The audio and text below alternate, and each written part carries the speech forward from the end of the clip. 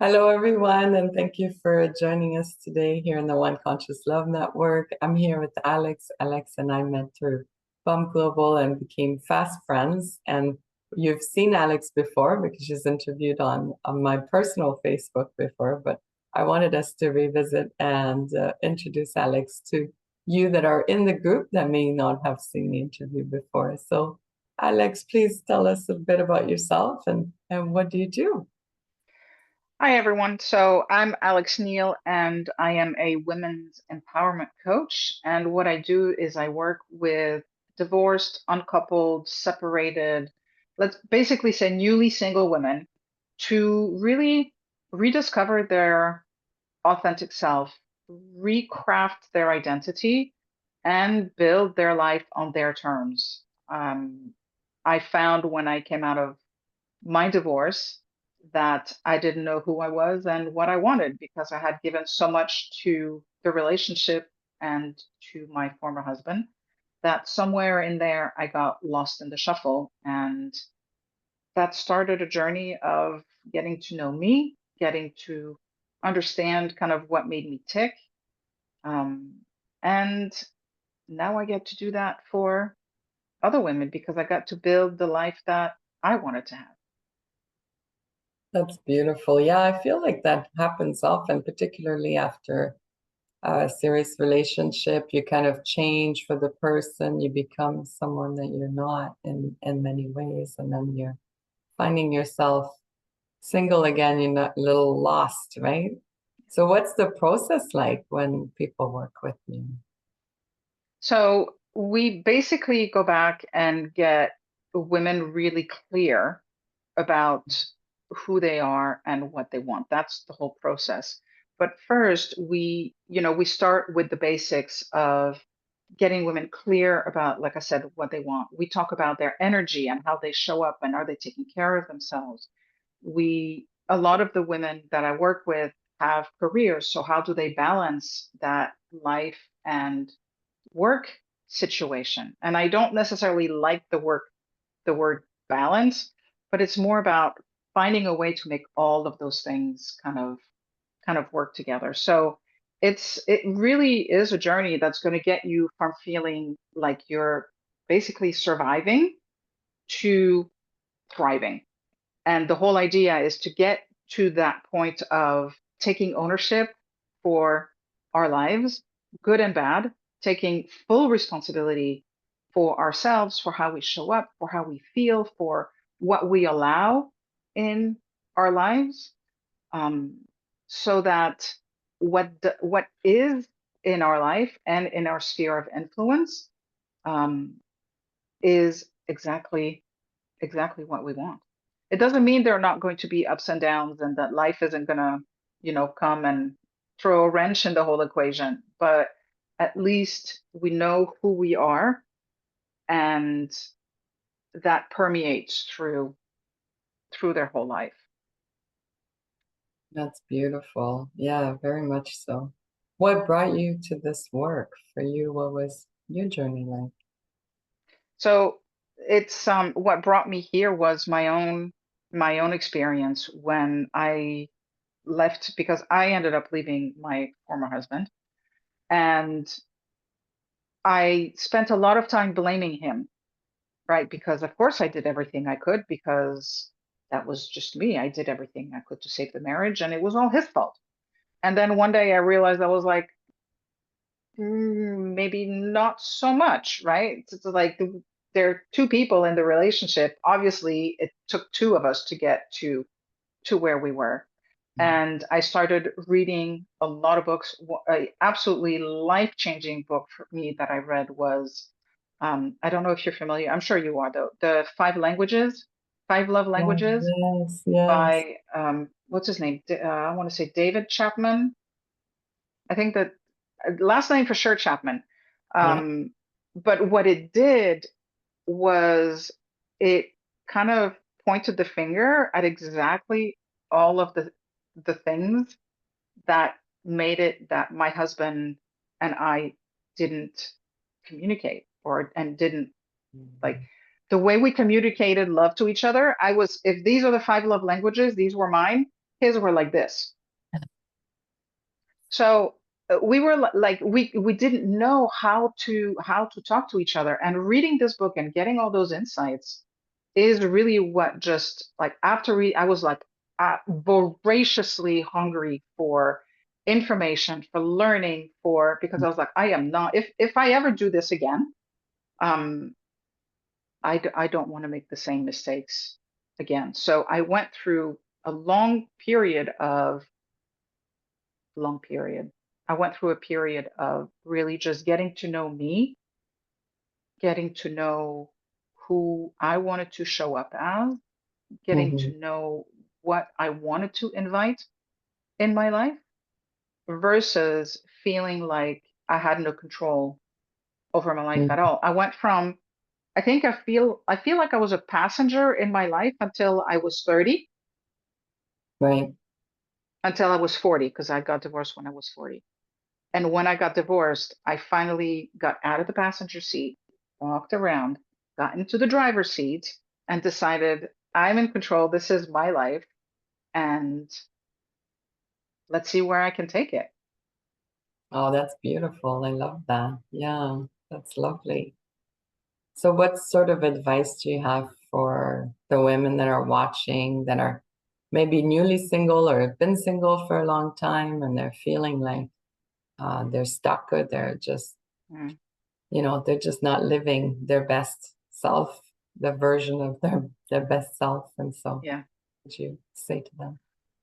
I would say the first thing is know who you are and learn to fall in love with who you are. Because when we're able to do that, Mm, we, when we have that certainty about who we are, we can draw boundaries, right? Because we know then what we will tolerate and what we won't tolerate. So it's easier to draw those boundaries and it's easier to check what's going on. And when people cross those boundaries, we can be like, "Mm-mm-mm, not today," right? Because we know what we want and we love ourselves, respect ourselves, esteem ourselves enough to be able to stand and say, this is not okay with me. mhm, This is not what I want. This is not how I want to live my life.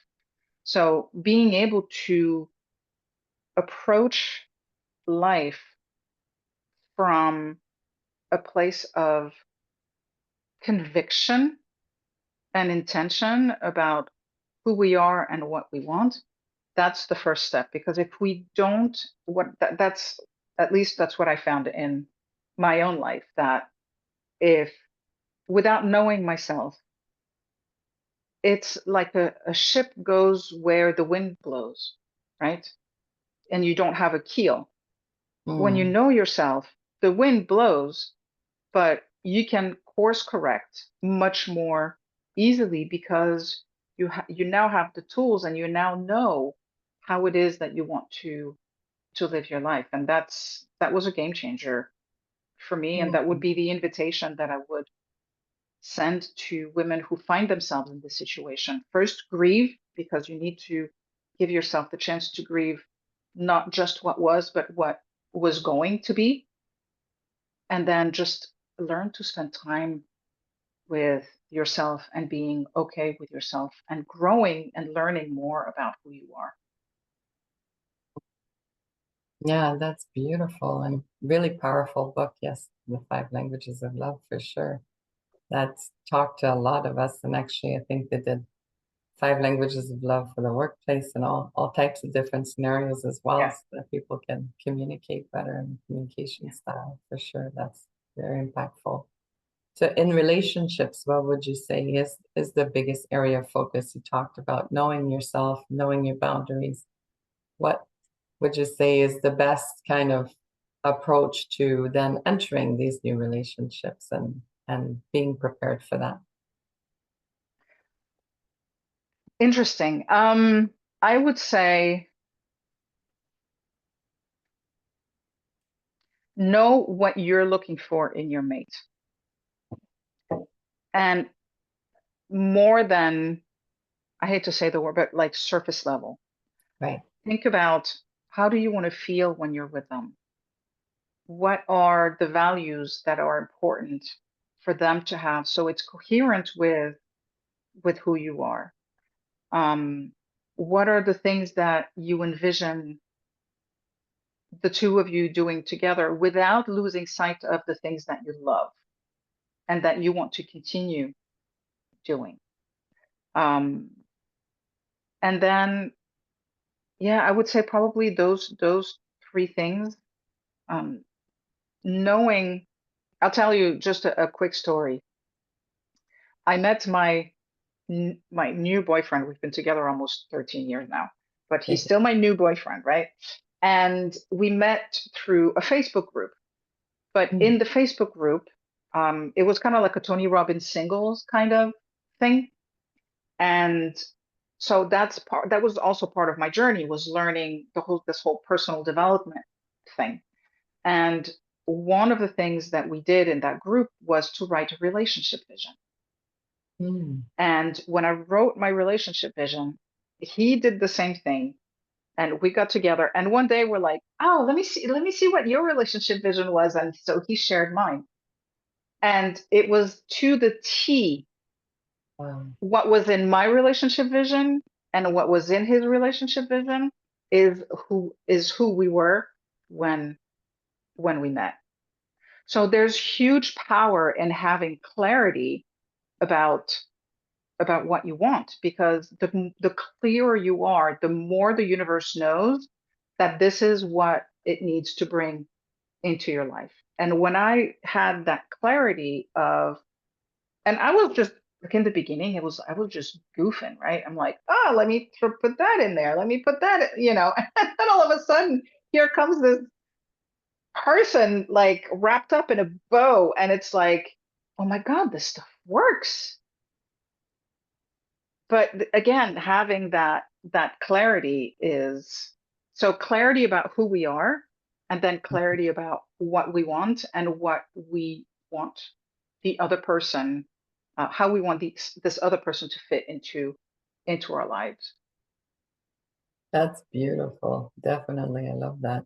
So how do you offer your services for those watching and are curious? How do they work with you? So I do both one-on-one and group coaching. Um, um, it's usually 12 weeks at a time. And we meet for 1 hour every week.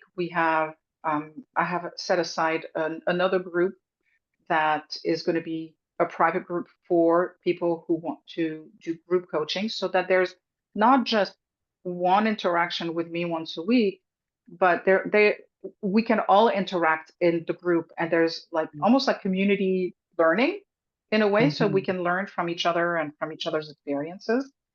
Um, and so that's how it works. It's usually 12 weeks, and we go from there. That's beautiful. That's beautiful. Anything else you wanted to share with everyone watching? The only thing that I would say is probably just reiterate, if you find yourself newly single, first know that it's going to be okay. It may feel like your world has just fallen apart. It may feel like this really sucks, and it does. But give yourself the chance to be with yourself, to grieve, and at one point you're going to be ready, and that's going to be pretty awesome what happens from there. Beautiful. One question I always like to ask everyone is how do you choose conscious love every day? What does conscious love mean to you? Hmm. Conscious love for me is intentional, and it means that I don't just tumble in a room where, for example, my boyfriend is, but I go in with always holding him in my heart and being intentional in my interactions with him, because I spent too much time in previous relationships just tumbling into the room and not really showing up consciously and intentionally. And I found that makes a world of difference. That's beautiful indeed. So we're going to put all your links in the comments below for everyone watching. Please reach out. Alex, obviously a wealth of knowledge and very interesting to chat with. So thank you so much for being here today. Thank you Thank so much you. for having me. This was fun. Yes, good. And thank you everyone for watching, obviously. And yeah, feel free to reach out. You'll benefit from it for sure. Thank you, Thank and you, everyone. Thanks, Melanie.